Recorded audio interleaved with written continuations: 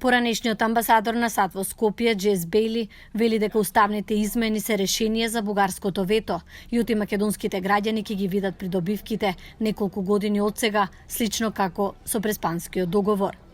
Baily во интервју за Гласот на Америка на македонски потсетува дека и Преспанскиот договор бил критикуван на почетокот, но дека веќе никој не го спори позитивниот исход од него.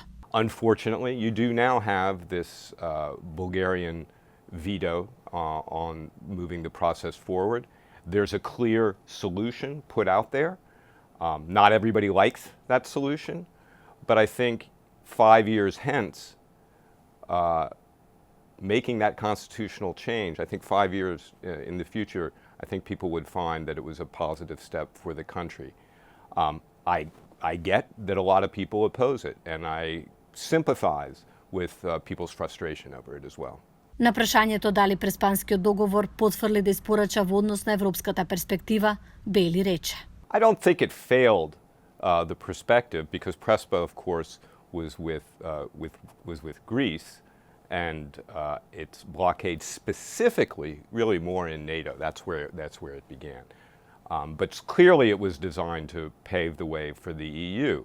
Ако државата не ги отвори преговорите сега, Baily вели дека не е јасно колку долго дополнително ќе биде одложено пристапувањето во ЕУ. How long? I don't know. Going back to the Prespa agreement, I did say pretty clearly to people that I didn't think there was going to be a better deal on Prespa anytime soon if it was rejected. And so that's a consideration that people have to weigh, and that leaders in particular have to weigh. Но што ако повторно има вето од Бугарија откако би се направиле уставните измени? The United States would be disappointed if further actions that of this nature came forward. Now, that said, as you go through the process in open chapters, certain countries are going to want to make sure that the criteria themselves are fulfilled. So there'll be other issues along the way. And so I think it's important not to see every question as an illegitimate question among member states, because that is part of the process, and certain ones, and particularly I think on the rule of law, there'll be a lot of questions asked about that. Сепак, вели Baily, клучно за влез во ЕУ ќе бидат реформите, особено корупцијата и владење на правото. I think that what will strengthen the fight against corruption in the country are the actions by the judiciary and the institutions in Macedonia to fight this. Maybe U.S. sanctions or maybe U.S. designations can help in that regard, but at the end of the day, it's going to be the citizens of the country and the institutions of the country that are going to have to combat this. So it's not that there's going to be some magic sanction that comes from the outside and suddenly resolves the problems. And that can't provide confidence in the institutions. The institutions have to earn it.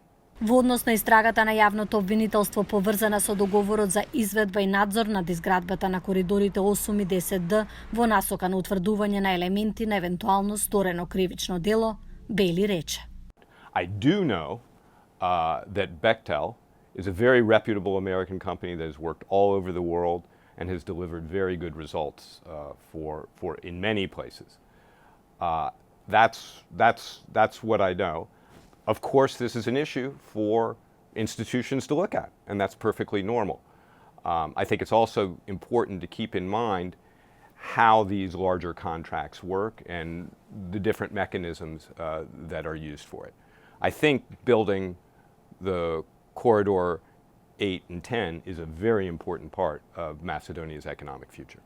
Следната недела на 17 јуни се одбележуваат 5 години од потпишувањето на Преспанскиот договор, со кој државата го промени името во Северна Македонија, а следната година стана членка на НАТО алијансата. In the end, 5 years back, it looks like a good agreement to me. North Macedonia is in NATO as foreseen after resolving the issue. Its relations with Greece are significantly better, including in important areas like energy. And now Macedonia is surrounded by neighbors who are its sworn allies in a security alliance. That's a very different situation than you had in 2018.